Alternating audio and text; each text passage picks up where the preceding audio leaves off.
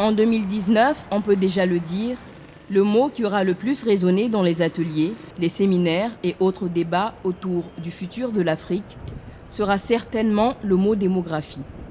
Il a même donné naissance à un couplet, la démographie africaine. Certains dans le monde s'en inquiètent et lui collent toutes les causes du sous-développement.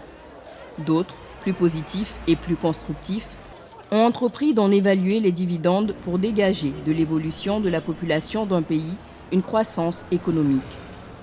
Et dans tout ça, il y a un début. Le recensement général de la population et de l'habitat en Afrique. Mais au juste, de quoi s'agit-il ? Je pense que c'est pour connaître d'abord le taux de la population, je veux dire le nombre de personnes qu'il y a dans un pays, mais aussi c'est pour recenser quelles sont les personnes qui vivent avec des moyens qui sont assez aisés ou des personnes qui vivent avec des moyens juste, si je puis dire ça comme ça. Donc pour moi c'est ça le recensement et cela permet à l'État, disons, de mettre à disposition des personnes par exemple pauvres, si je puis dire ça comme ça, des moyens disponibles pour leur survie. Ça permet par exemple à ces initiateurs, notamment nos gouvernants, d'avoir une idée d'abord du nombre de la population, également connaître les différentes tranches d'âge, maîtriser l'évolution de la démographie du pays et en fonction des statistiques récoltées, ils peuvent en ce moment orienter les différentes actions de développement. Le recensement c'est très important parce que dès l'instant que l'État s'intéresse aux gens du peuple, il se renseigne concernant il a combien d'habitations et le nombre d'habitants par famille. Ça lui permet de savoir l'évolution par exemple de l'enseignement, est-ce qu'il va agrandir les écoles, les instituts. Aussi, est-ce que le nombre d'hôpitaux est satisfaisant concernant le nombre de la population. Par exemple, quand tu prends une famille où il y a beaucoup d'enfants, est-ce que tous ces enfants vont à l'école? Est-ce que les jeunes qui sont dans la maison, est-ce qu'ils vont au travail? C'est important. Si on sait combien y a-t-il de femmes au Sénégal, on pourra par exemple construire beaucoup plus d'hôpitaux pour les accouchements et tout. Pour moi, le recensement permet d'avoir une idée d'une population en matière de sexe, on va dire le nombre de garçons, le nombre de filles, mais également ça permet de faire une évaluation ou des projections même, je vais dire. Par exemple, cette année, on a tel nombre de populations, l'année prochaine ou dans 2-3 ans. Et le nombre de populations qu'on peut avoir, on peut faire des estimations, on peut faire des projections pour voir un peu le nombre de la population dans 5-10 ans. Et donc ça permet en tout cas de faire des statistiques, des calculs, de prévoir en fonction des projets qu'on a, voir un peu comment est-ce qu'il faut les évaluer. Qu'en est-il pour les officiels ? Un recensement général de la population et de l'habitat est une opération de dénombrement de la population d'un pays. Il consiste en un comptage de la population vivante dans un territoire donné, en général c'est un pays, et à une date donnée. Ce recensement permet ainsi de connaître la taille de la population qui vit dans un pays. Il permet de connaître les caractéristiques de cette population en termes de sexe, c'est-à-dire de composition, femmes, hommes, en termes de conditions de logement, en termes de lieux d'études, de lieux de travail, en termes de socio-démographique, ainsi connaître la répartition de cette population dans les différentes aires géographiques ou administratives qui composent ce pays. L'université Cheikh Anta Diop de Dakar est la principale université du Sénégal et l'une des plus anciennes d'Afrique de l'Ouest. Fondée en 1951, l'université, qui porte le nom de l'historien et anthropologue sénégalais Cheikh Anta Diop, accueille des étudiants de plusieurs pays africains et européens. Mais depuis plusieurs années, l'établissement connaît un trop-plein d'étudiants. Ils étaient 69 000 en 2011 pour seulement 23 253 places. Aujourd'hui, pas moins de 80 000 étudiants y sont régulièrement inscrits. Amphithéâtres et logements universitaires surpeuplés sont les conséquences du nombre croissant d'étudiants. nos autorités n'ont pas su anticiper, n'ont pas pu intégrer l'impact de l'accroissement démographique sur la population scolarisable, à la fois au niveau primaire, secondaire et supérieur. Et c'est ça qui fait que il est très difficile de combler ce gap. Et je dois avouer, et ça quand même, bon, j'ai dit tout à l'heure, les autorités ont une part de responsabilité, mais il faut remarquer que les pays qui sont en transition démographique, la demande économique et sociale est extrêmement importante. Dans les années à venir, l'université Cheikh Anta Diop de Dakar prévoit de réguler les flux à l'entrée de ses facultés par un système de présélection et de développer l'enseignement à distance. Elle espère aussi la création d'une nouvelle université publique à Dakar qui permettrait ainsi de répartir les effectifs entre les deux institutions. En attendant, 5000 lits supplémentaires ont été trouvés suite à la construction de nouveaux pavillons et à la rénovation d'anciens bâtiments par l'État en octobre 2018. Cette opération a été rendue possible grâce au recensement du nombre d'étudiants et des infrastructures d'accueil de l'université.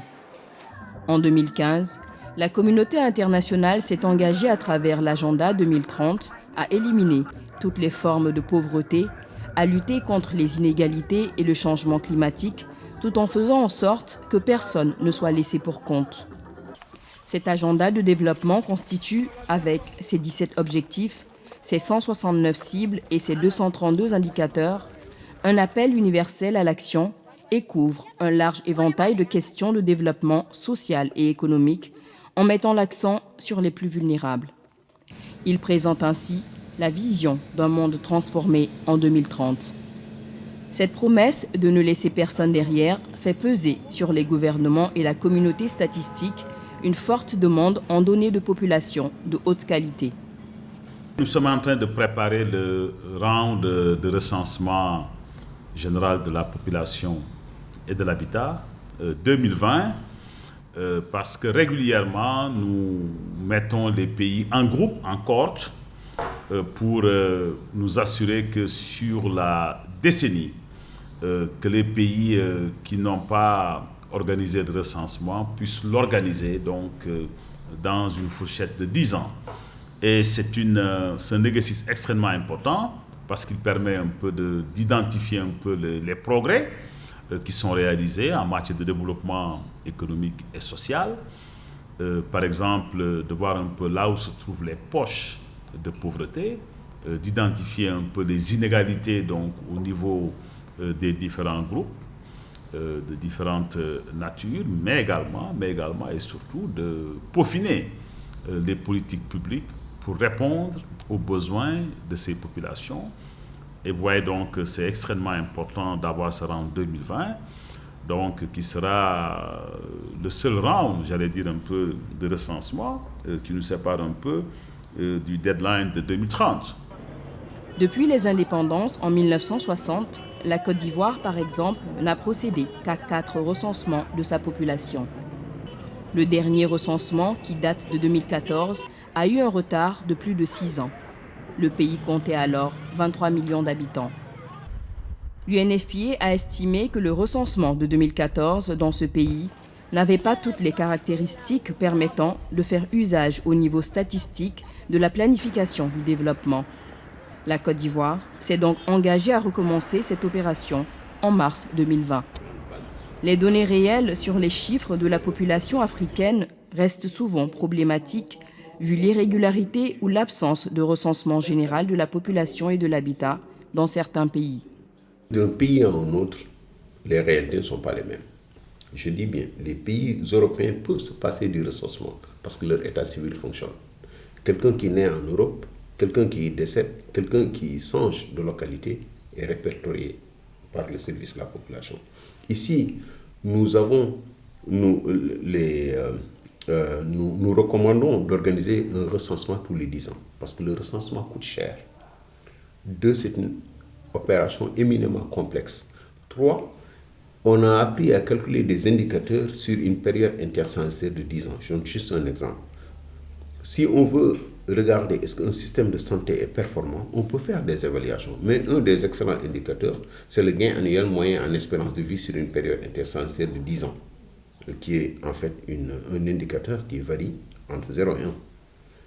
Si ça s'approche de 1, ça veut dire que le système de santé est performant. Et cet indicateur, pour le calculer, on le calcule sur une période intercensitaire de 10 ans. Alors, maintenant, ce n'est pas tous les pays qui ont l'expertise nécessaire. Il y a des pays comme le Sénégal qui ont une excellente expertise en matière d'organisation des recensements. Il y a suffisamment de ressources humaines, ce n'est pas le cas pour tous les pays. Si par exemple vous attendez plus de 10 ans pour organiser un recensement, je pense que c'est une période optimale pour 2 ou 3 raisons. La première raison, c'est qu'un recensement général de la population et de l'habitat est un exercice assez lourd. Donc il est complexe, il demande beaucoup de moyens, il demande un budget assez lourd pour la plupart des pays de la sous-région. C'est la raison pour laquelle nous organisons un recensement toutes les 10 années. Maintenant, si vous attendez une période beaucoup plus longue, ça veut dire que vous rentrez vraiment dans ce que j'appelle le doute. Donc en ce qui concerne un peu la précision dans les données que vous utilisez pour vos analyses, pour la planification, pour la définition des politiques publiques, pour la réponse aux préoccupations des populations. Et vous savez que nous sommes dans une ère de rareté des ressources et nous ne pouvons pas nous permettre de tâtonner dans les interventions publiques. La place prépondérante du recensement de la population dans le développement économique et social fait que l'UNFPA a toujours appuyé cette opération de collecte de données à travers le monde et continue de le faire même dans les contextes humanitaires. En Afrique de l'Ouest et du Centre, l'appui de l'UNFPA est multiforme. Nous avons plusieurs rôles.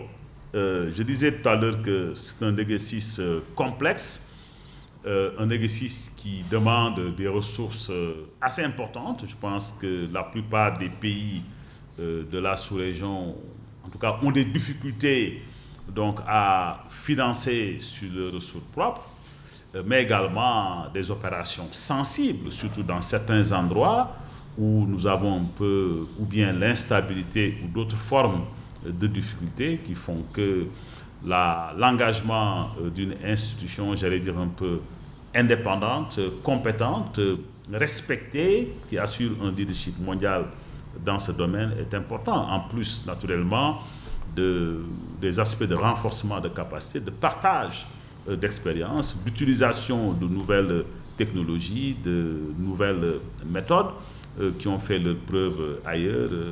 C'est ça qui fait d'ailleurs que notre organisation, je pense, assure un peu ce rôle de leader mondial. Et l'avoir donc à côté des pays en Afrique de l'Ouest et du Centre, je pense que c'est une valeur ajoutée sûre dans cette région plus que partout ailleurs. Donc je pense que c'est la raison pour laquelle nous travaillons avec les 13 pays donc durant 2020 pour faire en sorte que nous les accompagnons dans la planification. Je pense qu'il y a un aspect extrêmement important dans la gestion des processus de dénombrement, mais également dans la période post-recensement, qui est également une période extrêmement importante, extrêmement sensible, où il s'agit de procéder à un traitement rapide, efficace et crédible des données, domaines dans lesquels également le Fonds des Nations Unies pour la population assure un leadership mondial confirmé. Dans l'optique de la série 2020 de recensement, les pays africains devront exploiter pleinement les technologies mobiles pour mener des recensements de la population et des logements de manière plus rapide et plus rentable, améliorant ainsi la prise de décision pour les réalisations des objectifs de développement durable. En effet, les nouvelles normes internationales de recensement permettent, en plus du décompte de la population, d'obtenir des informations et des indicateurs qui renseignent sur le niveau de vie des populations. Quand c'est digital, le saut est automatique. Donc, par exemple, un homme, il ne va pas passer par certaines sections.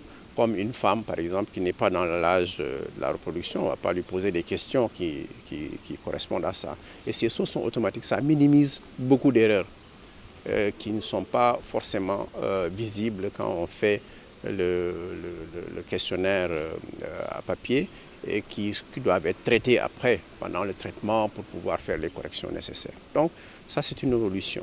Et puis, l'autre chose qui est extrêmement importante pour nous, surtout, c'est le délai entre la collecte et la mise à disposition des résultats. Ce délai doit être court. Et là, on a dit que toute proportion gardée, si avec les enquêtes, par exemple, on peut faire ça en 18 mois, on doit pouvoir le faire avec le recensement en 18 mois, pour que les informations finalement disponibles ne soient pas obsolètes. L'UNFPA est engagé dans l'organisation d'ateliers de renforcement des capacités en faveur des bureaux de statistiques de plusieurs pays d'Afrique de l'Ouest et du Centre.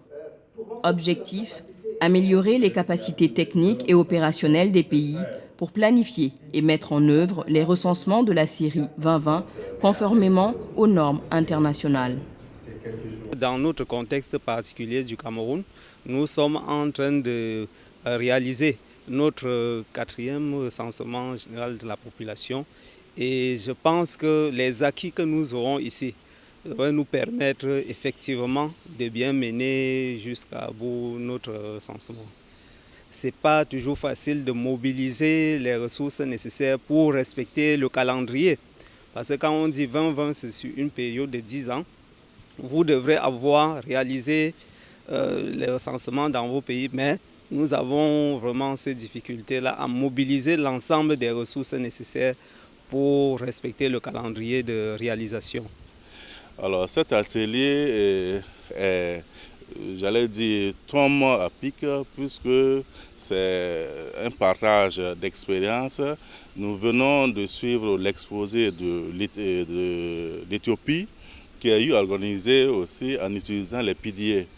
Je souligne que c'est notre première fois d'utiliser les tablettes, donc le numérique.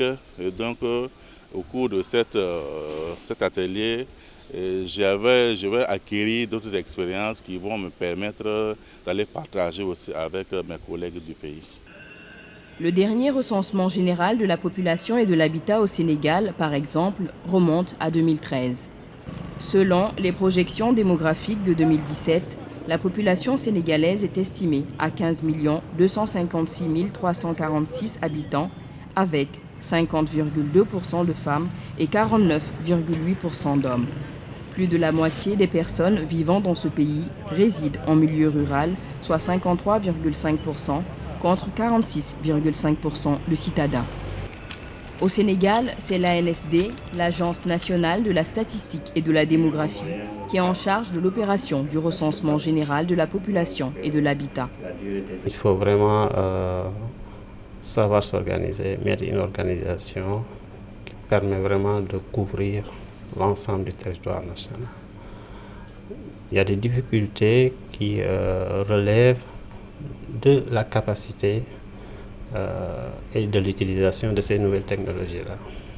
Parce qu'il n'est pas dit que tout le monde a les compétences nécessaires pour les utiliser.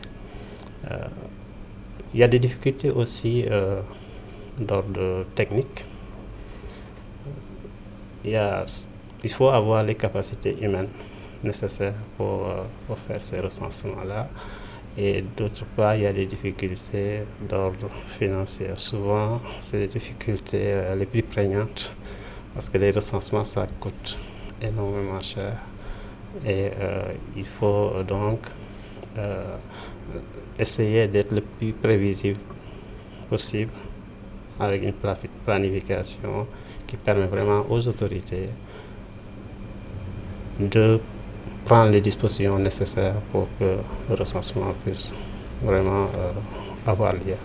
Le Sénégal est réparti en 17 164 zones de recensement et découpé en fonction de la taille de la population.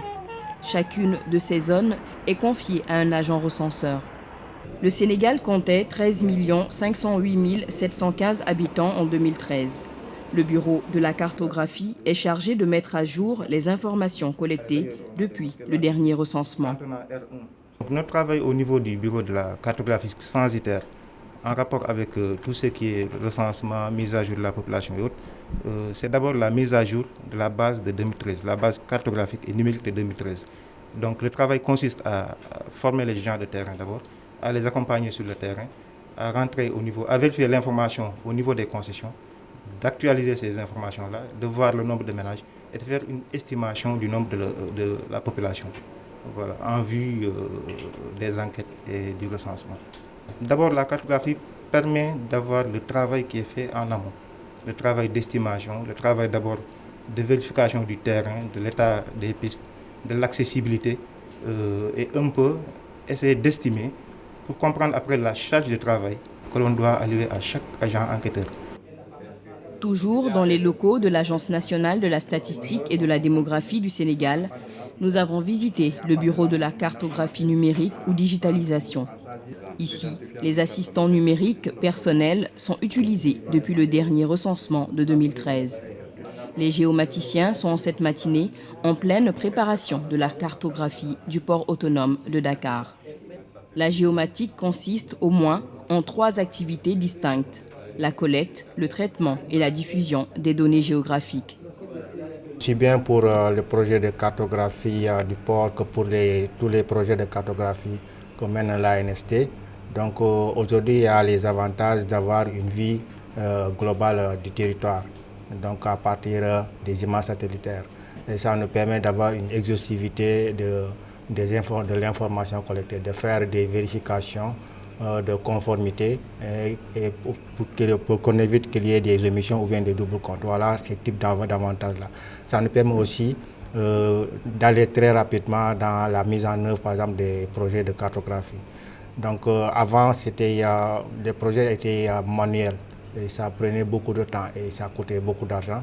Aujourd'hui, avec l'apport des outils numériques, on parvient maintenant à aller un peu vite et aussi d'avoir une assurance qualité des données collectées.